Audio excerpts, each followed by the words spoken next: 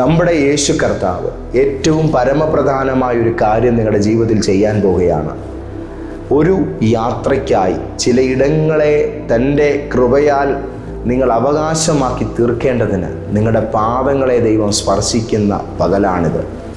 ഭൂമിയിൽ യേശു തമ്പുരാൻ നേരിട്ട് തൊട്ട കാലുകളാണ് അപ്പോസ്തലന്മാരുടേത്.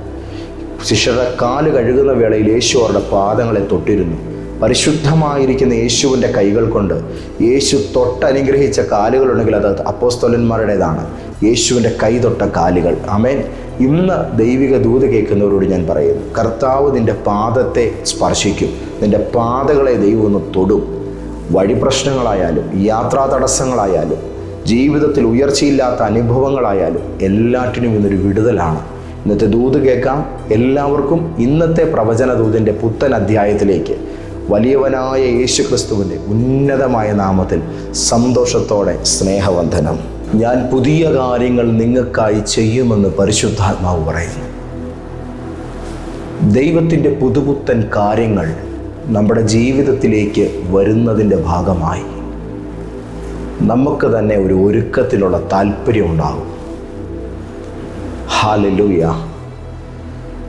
ഈ താല്പര്യം നമുക്ക് സ്വയം തോന്നുന്ന ഒരു തോന്നലായിട്ടൊക്കെ ആയിരിക്കും അകത്ത് ഉടലെടുക്കുന്നതെങ്കിൽ കൂടിയും ആ തോന്നലുകളുടെ പുറകിൽ പോലും ദൈവത്തിൻ്റെ ഇടപെടലാണുള്ളത്.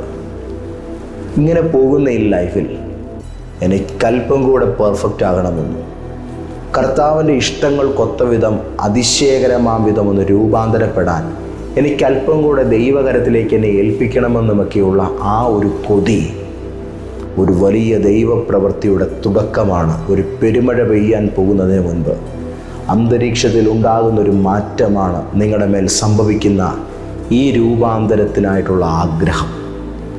ദൈവം പുതിയ കാര്യങ്ങൾ തുടക്കുന്നതിൻ്റെ ഭാഗമായി ഇത്തരത്തിലുള്ളതായ മാറ്റങ്ങളുടെ ഒരു അഭിലാഷം തനിക്ക് ഏറ്റവും പ്രിയപ്പെട്ട മനുഷ്യരുടെ ഹൃദയത്തിൽ വിതയ്ക്കാറുണ്ട്.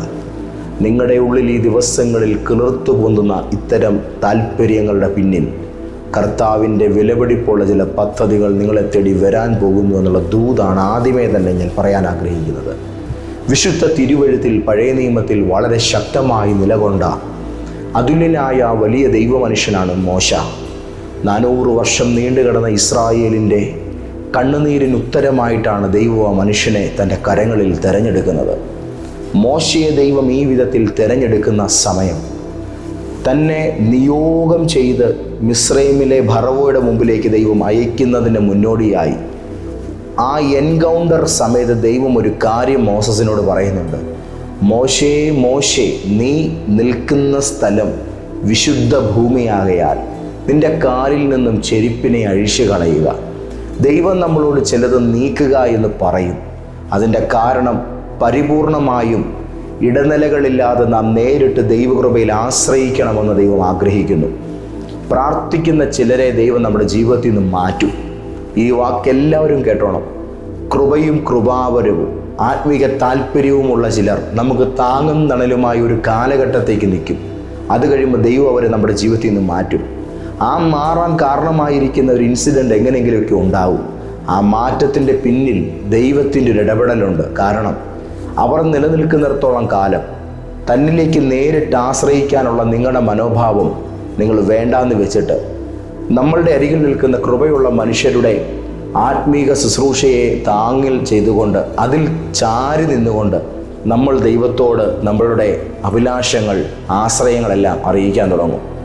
അവർ എന്തു പറയുന്നു അതിനനുസരിച്ച് നമ്മൾ ചലിക്കാൻ തുടങ്ങും. ദൈവത്തിന് ഈ രീതി ഒരു വ്യക്തിയുടെ ആത്മീക ശൈശവത്തിലല്ലാതെ പിന്നീട് അനുവദിക്കാൻ ഇഷ്ടമില്ല എന്നുള്ളതാണ് ഞാൻ ബൈബിൾ പഠിക്കുമ്പോൾ കണ്ടിട്ടുള്ളത്.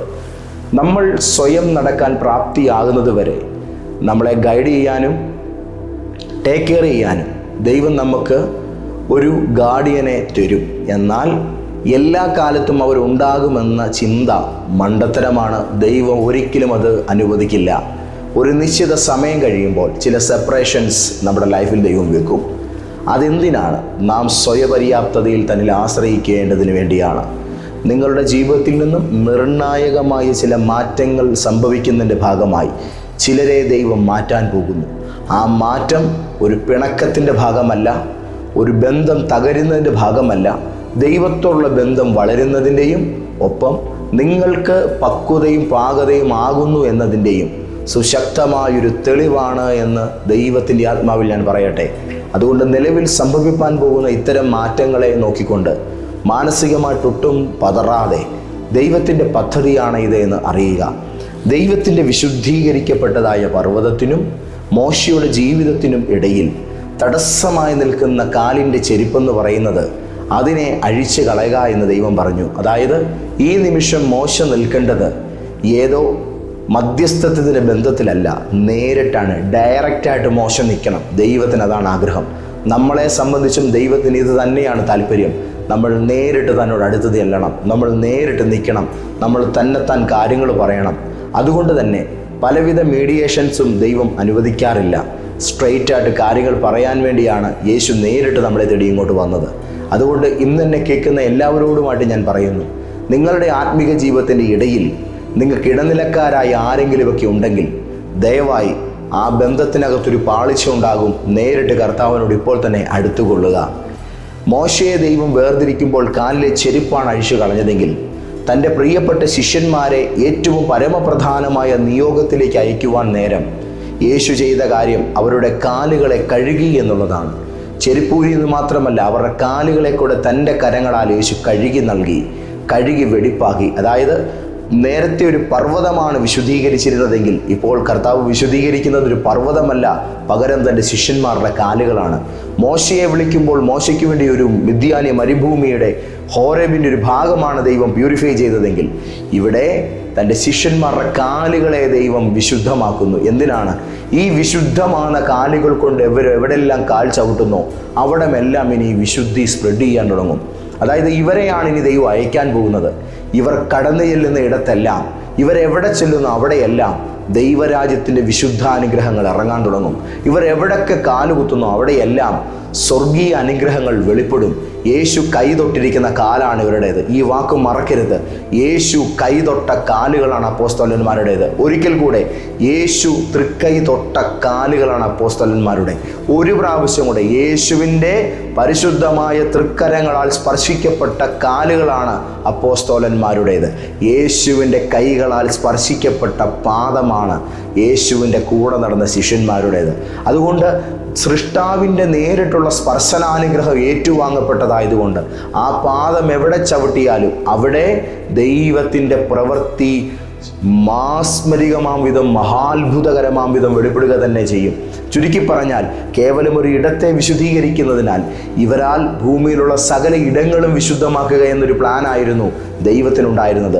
മോശയെ ദൈവം വിളിക്കുമ്പോൾ ഒരു സ്ഥലം മാത്രം ദൈവം വിശുദ്ധീകരിച്ചിട്ട് അവിടേക്ക് മോശയെ വിളിച്ചു കയറ്റിയെങ്കിൽ തൻ്റെ ശിഷ്യന്മാരെ അയക്കുവാൻ നേരം മോശയേക്കാൾ വലിയവനായ നമ്മുടെ വാഴ്ത്തപ്പെട്ട കർത്താവായ യേശു മശിഹ തൻ്റെ ശിഷ്യരുടെ കാലുകളെ കഴുകിയിട്ട് ആ പാദങ്ങളെ തൻ്റെ കൈകളാൽ സ്പർശിച്ചിട്ട് അവരെ അയക്കുന്നു. അതായത് കേവലം ഏതോ ഒരിടമല്ല, നിങ്ങൾ ചെല്ലുന്ന ഇടത്തൊക്കെയും ഞാൻ നിങ്ങളുടെ കൂടെ ഉണ്ടാകും, നിങ്ങൾ ചെല്ലുന്ന ഇടമൊക്കെയും വിശുദ്ധീകരിക്കപ്പെടുമെന്നുള്ള നിലയിൽ അവർ കടന്നു ചെന്ന് കാല് കുത്തുന്നിടമെല്ലാം ഇനി ഒരു അനുഗ്രഹമായി തീരുന്ന വിധം യേശു അവരുടെ കാലുകളെ കഴുകി.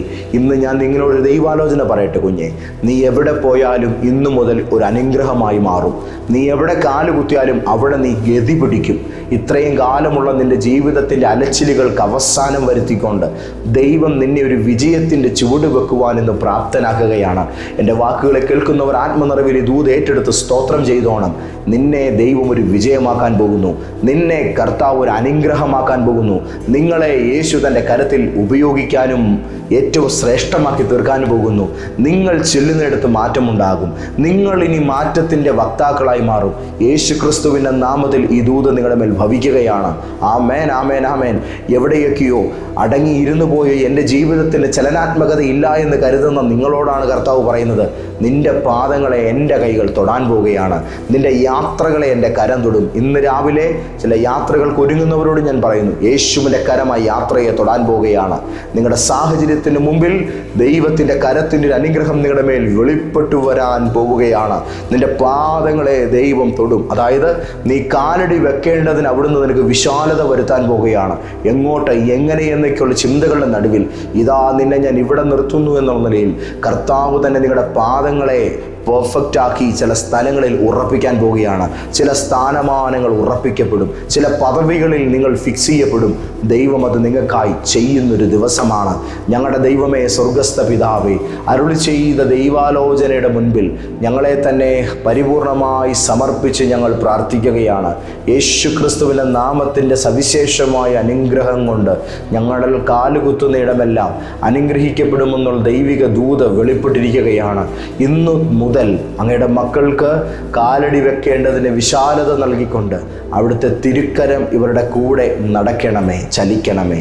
പ്രാർത്ഥിക്കുന്നു, ഞാൻ ഇവരെ അനുഗ്രഹിക്കുന്നു യേശു മിശിഹായുടെ നാമത്തിൽ തന്നെ. ആമേൻ, ആമേൻ, ആമേൻ. ധാരാളമായി കർത്താവ് നിങ്ങളെ അനുഗ്രഹിക്കട്ടെ. എല്ലാ വെള്ളിയാഴ്ചയും ഞായറാഴ്ചയും കോട്ടയത്ത് ലോഗോസ് ജംഗ്ഷനിലുള്ള MK ടവർ എന്ന സ്ഥാപനത്തിൽ നമ്മുടെ ലൈഫ് ചേഞ്ചർ പ്രോഫറ്റിക് സഭയുടെ ആരാധന നടക്കുന്നതിൻ്റെ 7ാം നിലയിൽ ലിഫ്റ്റ് ഉണ്ട്. നിങ്ങൾക്ക് സമാധാനമായിട്ട് വരാം. ഈ പ്രസ്തുത ശുശ്രൂഷയിൽ പങ്കുചേരാൻ നിങ്ങളെ ഞാൻ ക്ഷണിക്കുന്നു. ഒരുപാട് പേർ ഈ ദിവസങ്ങളിൽ വന്ന് വലിയ ദൈവാനുഗ്രഹങ്ങളും വിടുതലുകളും പ്രാപിച്ച് മടങ്ങുന്നത് സന്തോഷത്തോടെ കാണാൻ യേശു എന്നെ സഹായിച്ചു. നിങ്ങളെയും ക്ഷണിക്കുകയാണ്. പിതാവായ ദൈവത്തിൻ്റെ സ്നേഹവും യേശു രാജാവിൻ്റെ കൃപയും പരിശുദ്ധ റൂഹായുടെ കൂട്ടായ്മയും ഇന്ന് മുഴുവനും നിങ്ങളുടെ കൂടെ ഉണ്ടായിരിക്കുമാറാകട്ടെ. ആമേൻ.